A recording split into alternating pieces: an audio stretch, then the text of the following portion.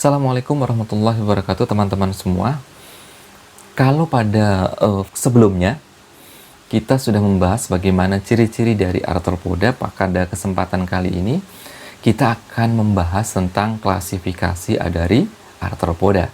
Apa saja klasifikasinya? Yuk kita simak bareng-bareng. Teman-teman semua, arthropoda kita kemarin sudah membahasnya. Apa sih arthropoda itu? Arthropoda adalah hewan yang berbuku-buku, hewan yang berruas-ruas. Oke. Ciri khususnya dia memiliki exoskeleton, melakukan proses ganti kulit misalnya.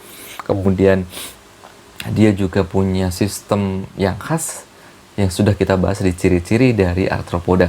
Nah, pada kesempatan kali ini kita akan membahas tentang klasifikasi. Secara umum klasifikasi arthropoda dibagi menjadi 4. Yang pertama disebut sebagai Selicerata, atau ini adalah sebagian besar dari laba-laba. Yang kedua, kita akan membahas Myriapoda, adalah sebagian besar dari hewan berkaki banyak. Yang ketiga, kita akan membahas tentang Crustacea, ya, sebagian besar adalah udang-udangan, udang, kelompok udang. Dan yang terakhir adalah Hexapoda, yakni sebagian besar dari serangga. Oke, yuk kita bahas satu demi satu. Yang pertama adalah subfilum Sericerata. Subfilum Sericerata adalah kelas yang didominasi oleh arachnida. Apa itu? Laba-laba. Ya, jadi kepada kelompok subfilum Sericerata ini, yang pertama ini adalah didominasi oleh laba-laba. Yang kedua, kalau kita ngomongin tubuhnya laba-laba, sebagian besar terdiri dari kepala, dada, dan kepala dan dada yang bersatu atau yang disebut sebagai cephalotorax, dan abdomen atau perut. Mulut dilengkapi dengan chelicera, alat untuk menyengat. Oke, jadi mulutnya sudah ada alat untuk menyengat dan sepasang pedipalpus atau alat capit. Pada umumnya bernafas dengan paru-paru buku.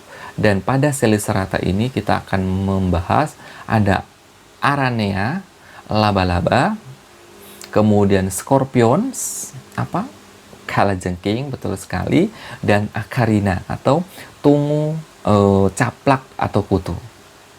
Baik. Oke, yang pertama adalah laba-laba. Bagi kita, kalian mungkin tidak aneh melihat laba-laba. Ya, ini adalah contoh laba-laba. Arenus diadematus adalah laba-laba yang sering kita temukan di dalam keseharian kita. Dia memiliki sebuah bagian khusus yang mengeluarkan semacam benang. Ini adalah bagian tubuhnya yang khas untuk dijadikan sebagai alat untuk menangkap mangsanya. Membuat perangkap khusus, yaitu menangkap mangsanya. Berikutnya, kelompok yang kedua adalah Uroctonus mordax atau kalajengking. Ini adalah scorpions, ya, adalah bagian yang kedua. Sedangkan yang ketiga adalah tungau kudis, adalah bagian yang ketiga atau sering kita sebut sebagai Sarcoptes kbi, penyakit kudis yang gatal-gatal pada tubuh. Ternyata ini juga disebabkan oleh arthropoda di dalam bab tentang subfilum Selicerata. Jadi subfilum Selicerata ini ada laba-laba, ada Aranea, kemudian Scorpionis, dan Acarina. Ini adalah subfilum Selicerata. Yang kedua, kita akan membahas tentang Myriapoda. Apa itu?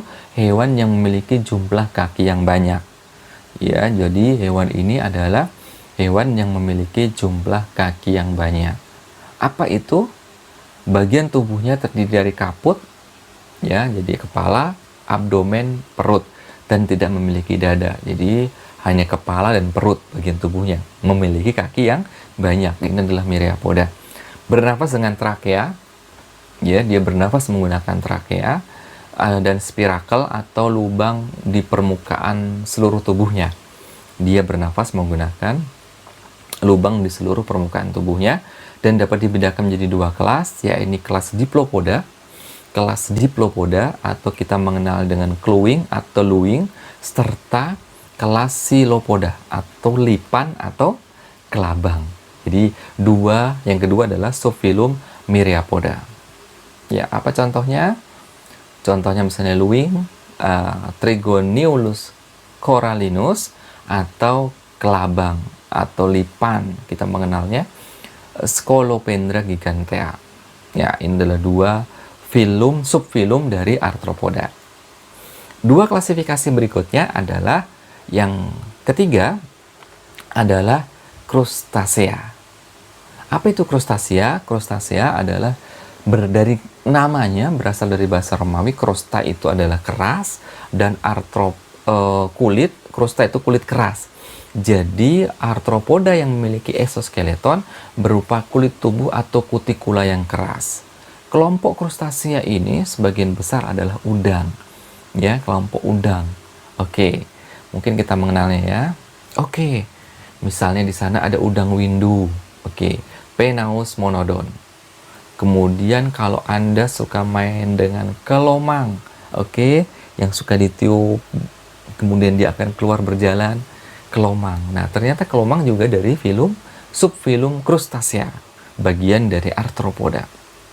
Ya, Pagurus berhandus. Ini adalah kelomang dan bagian dari crustacea, subfilum crustacea, bagian dari arthropoda. Ya, berikutnya adalah rajungan. Portonus, ini adalah jenis dari crustacea. Nah, dari itu semua kita bisa tahu ternyata klasifikasi yang ketiga dari arthropoda adalah crustacea. Berikutnya dari arthropoda, klasifikasi yang keempat atau yang terakhir adalah dinamakan dengan hexapoda. Yang dinamakan dengan hexapoda. Hexa itu 6, podos itu kaki. Berarti hewan ini adalah hewan-hewan yang memiliki kaki 6. Apa yang di sana? Kelompok ini adalah kelompok terbesar insekta. Ya, kalau kita ngomongin insekta, maka ini adalah subfilum yang banyak banget jumlahnya. Kita mengenal capung, pantala, ya nama ilmiahnya. Kemudian jangkrik. Oke, kita sering mengenal jangkrik. Apa itu? Grillus. Nah, ini adalah dua contoh dari subfilum hexapoda. Contoh yang lain misalnya kupu-kupu, Apatura iris, oke. Kemudian kumbang, Oryctes rhinoceros, kumbang.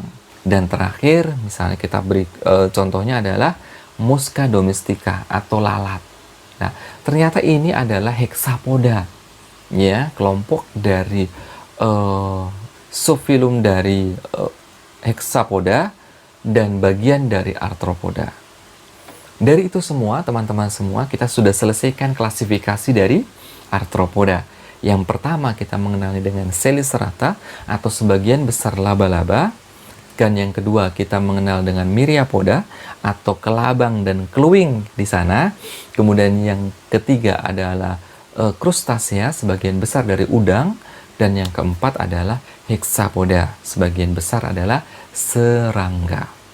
Yang terakhir dari pertemuan ini, saya ingin sampaikan apa sih sebetulnya peran dari arthropoda.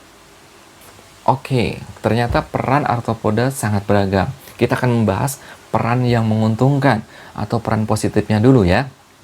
Baik, peran menguntungkan dari arthropoda misalnya digunakan sebagai zat makanan karena memiliki protein yang sangat tinggi. Apa itu? Misalnya udang windu, ya, lobster. Ini adalah jenis-jenis arthropoda yang bermanfaat bagi kita sebagai zat makanan. Berikutnya penghasil madu. Kalau kita menginginkan stamina yang bagus, kemudian tetap sehat, konsumsilah madu. Dan madu ini juga dihasilkan oleh bagian dari arthropoda, yaitu serangga insekta, namanya Apis mellifera. Berikutnya adalah kalau kita menggunakan pakaian, salah satu arthropoda ternyata bisa menenun, bisa menghasilkan bahan untuk dijadikan pakaian. Apa contohnya? Kepompong dari ulat sutra. Ini adalah peran menguntungkan. Tetapi ternyata di satu sisi ada peran yang merugikan dari arthropoda. Ya, jadi misalnya adalah dia perusak tanaman. Kalau tadi kita melihat ada kumbang, ya, wareng atau belalang, ternyata ini adalah hama bagi